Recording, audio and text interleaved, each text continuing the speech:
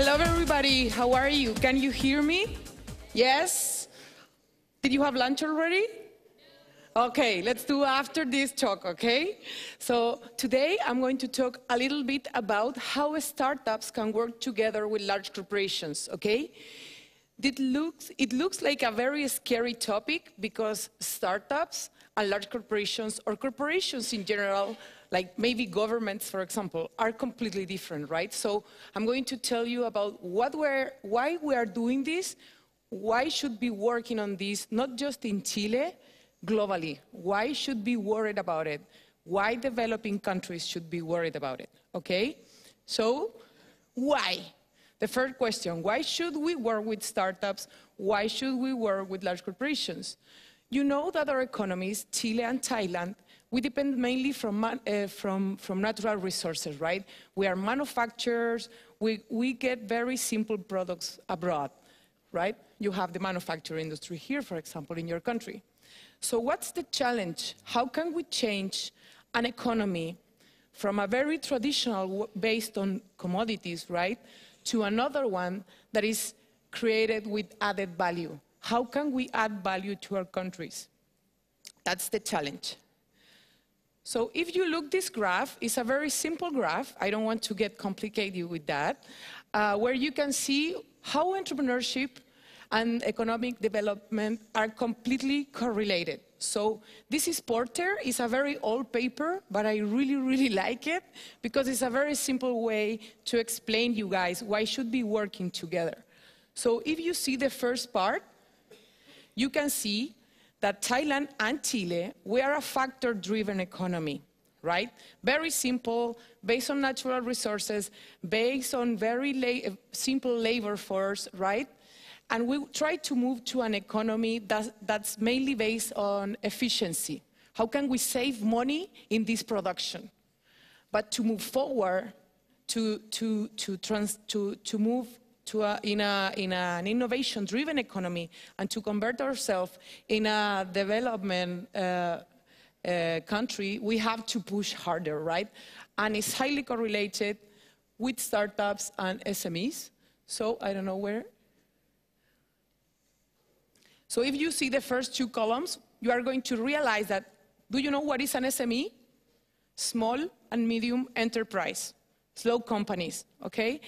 Are in the first stage of growing, developing economies. And if we move to the other side of the graph, we can see startups. What is the main difference between startups and small companies? Everybody uses the term like it's the same. It's not the same. Startups are always thinking in going global. Think global. Let's go eat the world.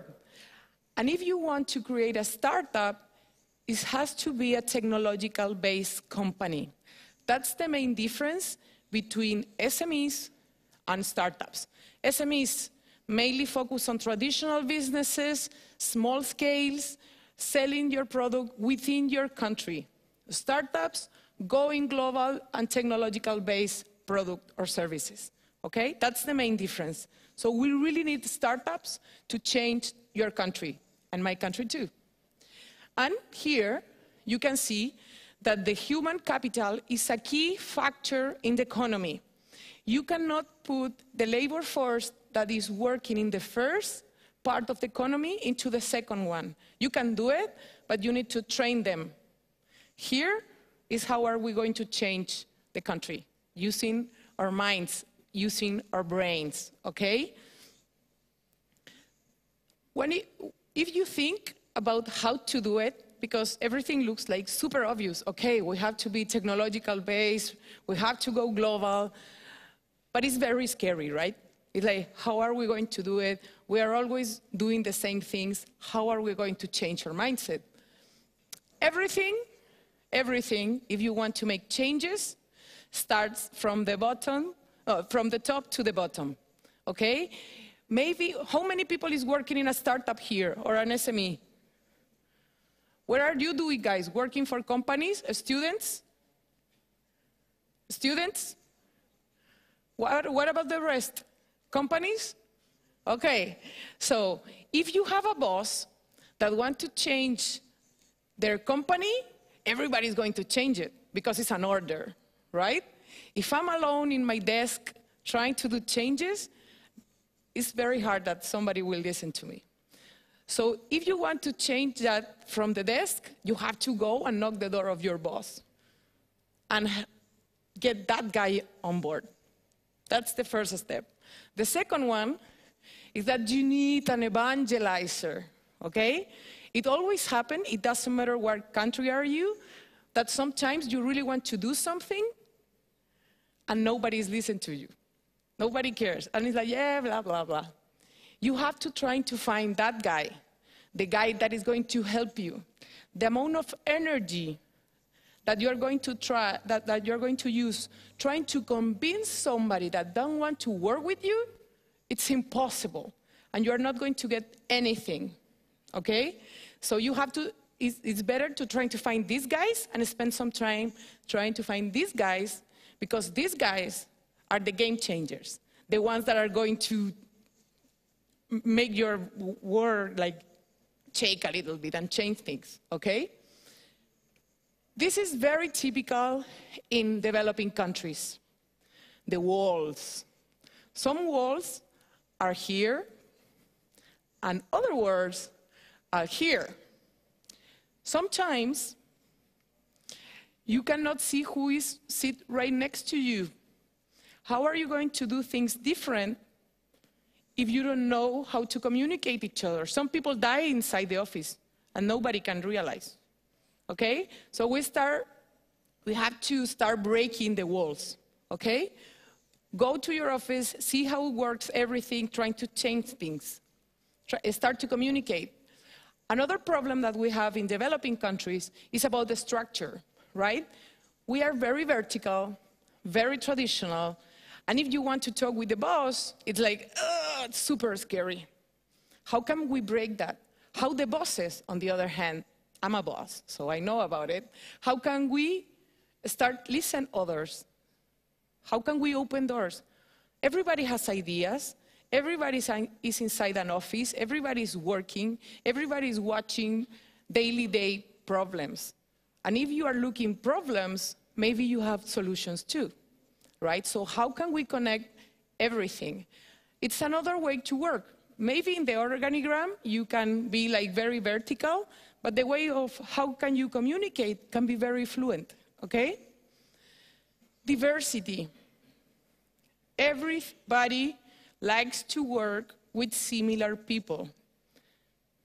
Because if you put to work a person with another one that are completely different, it's hard because you are not used to. Let's try to break that wall again and try to work with different people.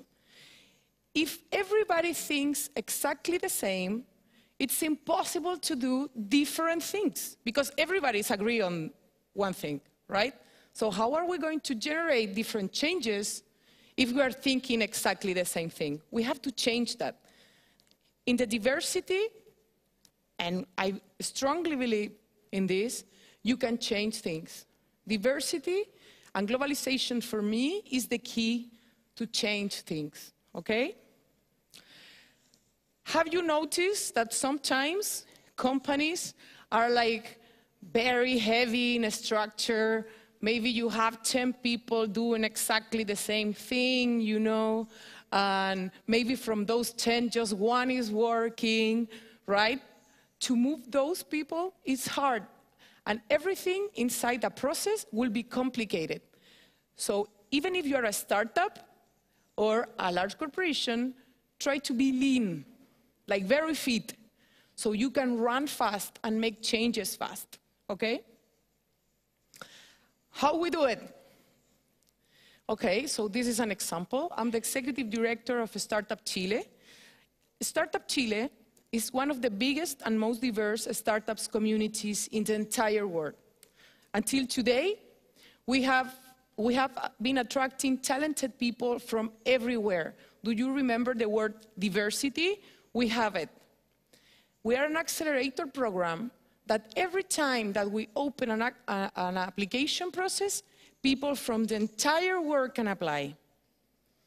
We already have More than 1,700 startups in our portfolio, 50% of them are alive, and they come from 82 countries. The countries in orange are the ones that have been part of Startup Chile. We are a very small country.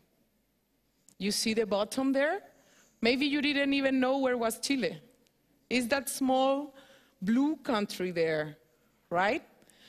That small country with just 18 million people is attracting people from the entire world to do businesses in Chile to create an impact in our economy. We have to be a developed country. We have to change our economic matrix. We have to add innovation and technology in our economic portfolio, right? And this is how we're doing. Well, we have a lot of initiatives, and Startup Chile is one of them. So this talks about globalization. Small country, like an island, literally at the end of the world, and we twist that, and we now have a huge portfolio, and we are super connected. That's the reason why we are here today. We have 12 hours difference between Chile and Thailand. We are almost falling asleep sometimes, and we are just with jet lag. But we are very happy to be here because we really believe that we can make changes with you guys. Okay, so how can we do matches between startups and large corporations? I'm going to give you some tips. The first one is, don't worry, everything is going to be okay, all right? Don't be scary, it's going to be nice. Companies are very traditional, startups are very crazy, so don't worry, everything is going to be fine. And the strategy that we are using on Startup Chile is a long-term strategy, right? So in the long term, and you have it here already, so you should be proud about it, is that we want to create a market of corporate venture capital and merger and acquisition. We are not Silicon Valley. We don't have venture capital in our country. We have tons of startups that are doing great, but we don't have the money to fund it. So we have to create the VCs, okay? In the midterm, we want our startups, and we are doing it already, working as a supplier for a large corporation, or to be a partner, okay? And in the short term, and we are doing a lot of things here, startups, for example, are testing inside companies, new products, new ways to create new things. And another very important thing is corporations has a lot to offer to startups. Why? Because they have the knowledge of the market, right? So we're asking our large corporation partners to offer mentoring hours and sit with startups to talk about how can you do things different. Maybe you know some of these partners. We started a corporate network almost 2 years ago at Startup Chile, and today we have over 150 partners, large corporations, global and local companies that we are working with. We are super proud of this. At the beginning, we were knocking the doors of the large corporations to make matches between startups and them. And now, large corporations are knocking our doors because they really want to watch our portfolio. Why? Just think about a large corporation. What they want? Make money. And you need a competitive advantage for that, right? So with the startups, we are working in a reactive way, for example, where when companies want to improve their process efficiency, or in a proactive way when they want to open new opportunities. So I'm going to give you just small examples. Everybody knows Intel, right? Intel is a global company. You know that almost 99% of the laptops has an Intel processor inside, okay? So how Intel grows? It's quite challenging, right? Because they already have all the market. They decided go through startups. So they are looking for startups where they can use their Intel processor. They test the product together with the startup. Intel opened the doors of their clients, And if the product with the startup is successful, Intel is going to open the door, they're going to negotiate with the suppliers, and they're going to help him to scale to other markets. That's a win-win relation. That's opening new markets. Intel is super happy, and believe me, the startup is super happy too, okay? Another example, Falabella is a retail company, it's the largest in Latin America, and it's a Chilean company. And they have a problem. Everybody is threatened by Amazon, and they have an e-commerce platform, right? And it was super slow. And you know that if you shop online, speed is about everything, okay? So what Amazon did was to work together with another startup of us, PageLoad, where they download the site like 10 times faster than a regular website. That's another win-win relation. And finally, maybe you know this organization is a beverage company. They need to analyze new trends. What's going on in the market? How are going to change the customers, right? Everything. And they associate with Hello Wine, it's a startup from us. Hello Wine, they can analyze industry trends in beverage industry. And they are working together to create new products and analyze trends. So as you can see, we have some, these are just few examples about startups working with large corporations. But when you go to your job and you sit in your desk and say, like, how can I start? I recommend you to use two different metrics to make to analyze if you want to do something or not. The first one is this one, is the know-how and wow matrix, where if you see, like, if you have one very original idea that is easy to implement, is like, duh, you should be implementing that idea, right? Why? Because it's innovative, right? It can be implemented very easily, go ahead.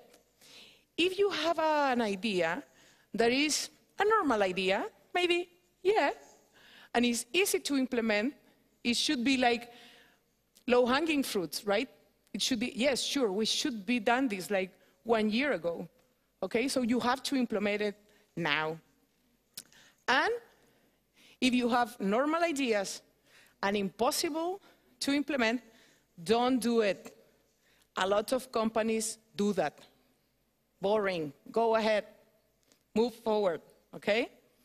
And the last one that I want to tell you about it is this other matrix that is related with the return on investment versus the effort and the cost. So if you already have like something that you have to do that is very low effort, for example, and very low in return of investment, don't do it. It's going to be very disappointed. It's like, why should I spend money on this? Don't go it. Okay? A lot of large corporations do very high, very costly initiatives with a very low return, and that's super painful, and you're going to die. Okay? Don't do that. A lot of people, for example, hire consultancy for like 6 months in terms of innovation. They spend a lot of money. Everybody has tons of meetings, and at the end of the day, what are you going to do? Nothing. That's one example. Okay? And what I really like is the two in the top. If you have a very high return of investment in an idea, and you have a very high effort and cost, it's going to be your game changer. And it's going to take a while, so it's going to be a strategic investment, okay? But if you have a low effort and cost project with a very high return, it's a quick win. And we really love work with quick wins. Why? Because they can help you to incentivize your teams, your people, your startups. What is a quick win? It's an idea that is low or minimum cost, that is low risk, very focused, and it can be implemented within 60 to 90 days. So in just 2 or 3 months, you are going to see the results, and you are going to get people on board. Quick wins, remember that word. When you are looking for a change in a corporation or in a startup, start with this one. Think in the game changer, in the strategic one, but think about the quick win. How are you going to get people on board? when I get on board with something, it's because I really, really like it, and I can see the results, and I'm in. That's the way you get people committed, with the quick wins. The evangelizers are the ones that are going to lead the quick wins, and they are going to help you to get people on board, okay? And remember, to end the presentation, that you cannot innovate within your comfort zone. It's impossible. If you are every day on your desk, your bedroom, wherever, your school, your university, sitting doing exactly the same thing, nobody is going to knock your door to make different things. You have to get out. That's the hardest part, okay? But you can do it because there is where magic things happen, okay? Thank you so much, guys. Thank you very much, the Executive Director of Startup Chile. Fonseca, thank you. I think I really love the quick win ones. Yeah. Yeah, and I think your presentation is very vibrant because the red box is saying like slow and painfully dead. Yes, sir. Don't go there. Don't go there. Yeah, we're not going to go there. We're just going to look for the scale up, Yep. quick wins, and the other one only. That's it. Okay, thank you very much. You're and we will welcome. also meet her again in the panel discussion later. Now. It's Yeah, like no, right later, away. later. Oh, No. okay. Okay, I'll see you later. Thank you.